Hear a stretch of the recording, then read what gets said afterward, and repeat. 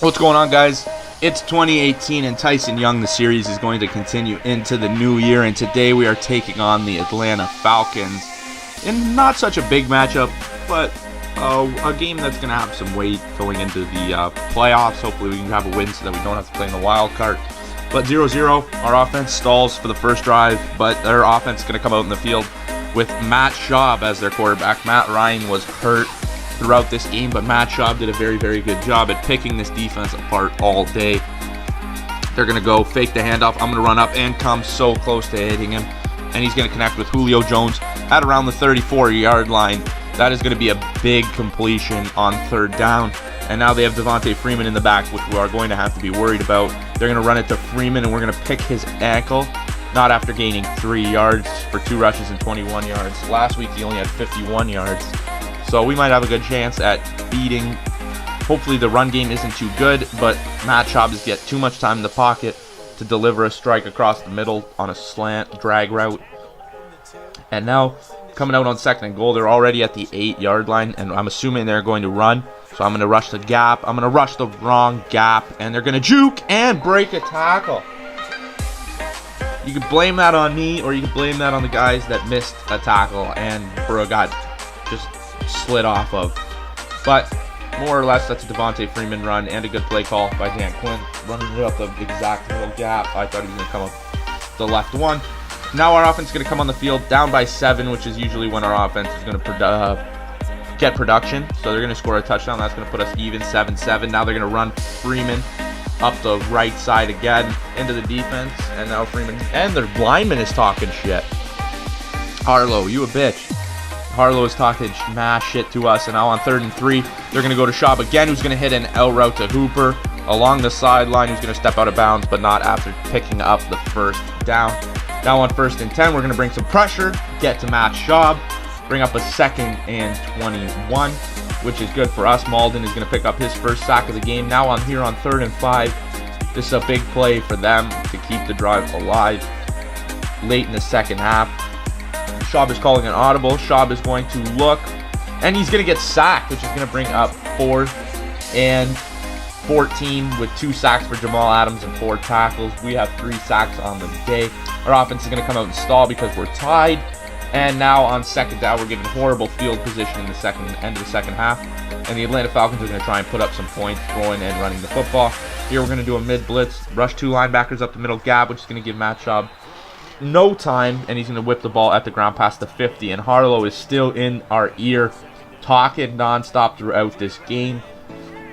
Now on 3rd and 4, this is going to be another big play for our defense to silence the half knock down. And they're going to throw right across under my face. And when I come across the middle, I don't lay a big hit. And he's going to hang on to the football. Now on 2nd and 1 on the 10-yard line, they are knocking on our red zone door. Schaub is looking towards this out route, which is going to be picked off late at the end of this first half, which is perfect for us. Well, right when they were knocking on our door, that's going to cost them 3 and maybe 7 points, which might cost them later down the line in this game, which was a big pick there. Now our offense is going to come back out late in the second half, but with not enough time to really do anything. So we're going to be out in the 3rd quarter on 3rd and 4, tied up at 7 with 40 seconds to go in the 3rd quarter. They have Coleman in the game now because Freeman got hurt at one of them, and we're going to come straight up the middle with all this talk, and we're going to blow Tevin Coleman up before he reaches the first down marker, and that's going to bring up 4th and 1 for the offense, who's going to have to kick it to us. Kick it to us when we're tied 7-7. Our offense is going to stall right around midfield, and we're going to end up on the 21-yard line starting this defensive drive out. With Tevin Coleman in the backfield, they're going to fake the run, but we're going to run another guy onto Schaub's back. Gunter with the sack. That's going to be the 4th sack of the game, bringing up 2nd and 20. On 2nd and 20, it looks like they're stacking their left side for a run. We're going to float over, watch the run, now cut back to any crossing, but he's going to find Julio Jones wide open, and he's going to outrace our defender and pick up a 89-yard touchdown. Matt Schaub to Julio Jones from their 11. That's going to hurt a bit. This half is filled with backbreakers for both our defense and maybe a little bit of our offense. Our offense really just if they score, and don't if they don't.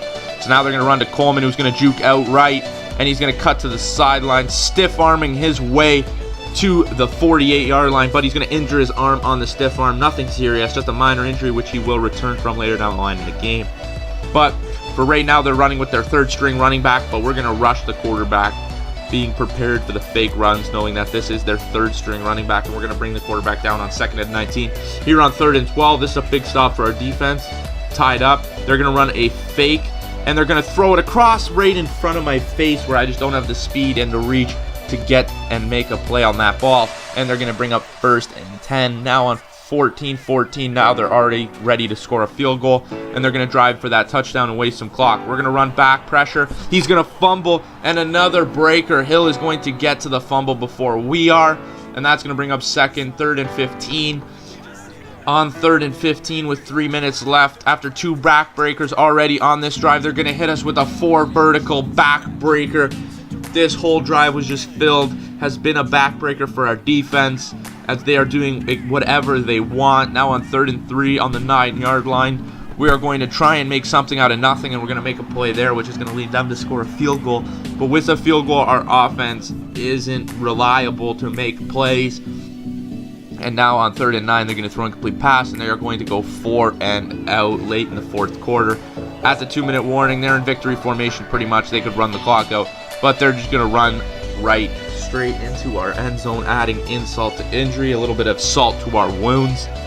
And we're just going to have to take it. Our coach is very, very upset, but can't do anything about that loss. 24-14 is the final score, with Matt Schaub leading the way. Devontae Freeman and Tevin Coleman both suffered minor injuries on the day. There's Dan Quinn, who had a masterful coaching day today, playing good defense and good offense. Now let's take a look at the quarterback matchup. Matt Schaub with a 114 rating to Josh McCown, who had an 83 rating with only 56% completion. Looking at the receivers, now looking at the tackles, Tyson Young, 7 tackles, 1 solo, 6 assisted tackles with 1 tackle for loss. But yeah, thank you guys so much for watching. If you're watching in the day, honestly, have a great day. If you're watching at night, have a great night. And please subscribe to Initial Gaming. Peace.